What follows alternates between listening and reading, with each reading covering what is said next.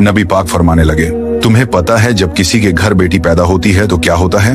आपने फरमाया, मेरा अल्लाह 2 फरिश्ते भेजता है। वो फरिश्ते आकर घर वालों को सलाम करते हैं। जिन्न और इंसान के अलावा सारी मखलूक उनका सलाम सुनती है। फिर वो फरिश्ते अपने परों से उस बेटी को ढांप लेते हैं और उसके सर पर अपने पर फेरते हैं। फिर वो उसके वालिद से कहते हैं, इसकी सही तरह परवरिश करना। अगर तुमने इसकी सही परवरिश करके इसे ब्याह दिया तो अल्लाह कयामत तक तुम्हारी मदद करेगा और जन्नत अता फरमा देगा। जब किसी घर में बेटी पैदा होती है तो इस्लाम के मुताबिक ये सिर्फ एक बच्ची का पैदा होना नहीं होता, बल्कि अल्लाह ताला की तरफ से एक रहमत और बरकत का नुज़ूल होता है। उस वक्त अल्लाह अपने फरिश्तों को भेजता है जो उस घर वालों के लिए दुआ करते हैं और कहते हैं, ए घर वालों, तुम पर सलामती हो, तुम पर अल्लाह की रहमत हो। तुम्हें एक ऐसी रहमत दी गई है जो तुम्हारे लिए जन्नत का जरिया बनेगी।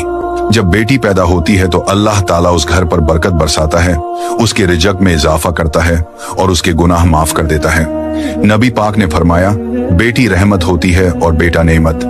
रहमत पर अजर मिलता है और नेमत का हिसाब लिया जाता है। जब रसूल अल्लाह की बेटी हजरत फातिमा ज़हरा रजी पैदा हुई तो आपने उन्हें अपनी गोद में उठाया, उनके कानों में अज़ान दी और अल्लाह का शुक्र अदा किया। आपने कभी गम या अफसोस नहीं किया, बल्कि कहा, फातिमा मेरी दुनिया की खुशबू है।